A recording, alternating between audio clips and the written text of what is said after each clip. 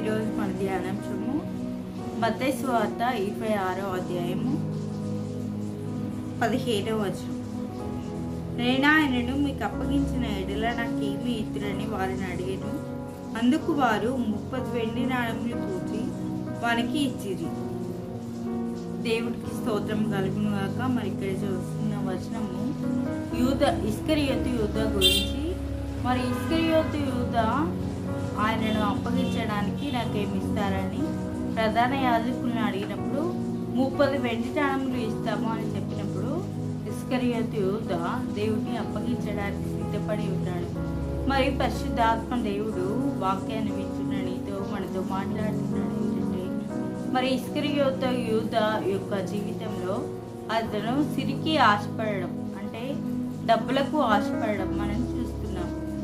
దేవుడు మనకు చెప్తున్న మాట ఏమిటంటే మార్కు సువార్తలో ఒక మాట మాట్లాడుతున్నాడు.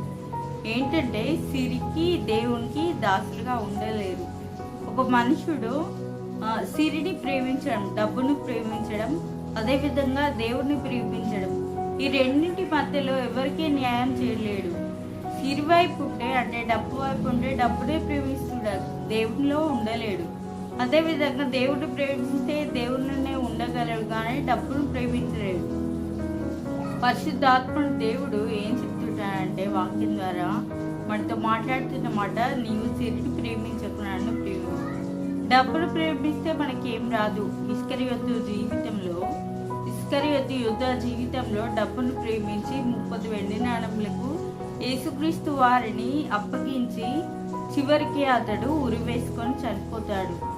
మరణం తప్ప సిరిని ప్రేమించడంలో, డబ్బును ప్రేమించడంలో మరణం తప్ప ఏం లేదు.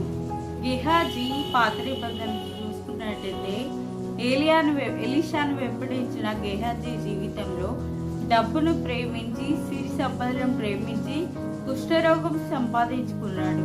అదేవిధంగా ఇస్కరియోతు జీవితంలో 30 వెండి నాణములు కాశించి మరణంను సంపాదించుకున్నాడు. సిరియుని అక్కడ కుష్ఠరోగం. మనం కూడా దేవుడిని ప్రేమించినట్లయితే, ఈ సిరిని ప్రేమించకపోతే, డబ్బును ప్రేమించకపోతే మన ఆత్మీయ జీవితంలో ఎదుగుతాం. ఇస్కరియోతు యూదా జీవితంలో చూసినాం. అదేవిధంగా గెహాజీ జీవితంలో చూసినట్లయితే వారు డబ్బును ప్రేమించి మరణం సంభవించింది ఒకరి కుష్ఠరోగం సంపాదించారు. మనం ఆ విధంగా ఉండకూడదని పరిశుద్ధాత్మ దేవుడు మనతో మాట్లాడి ఉన్నాడు. చిన్న వాక్యం దేవుడు దీవించాడు.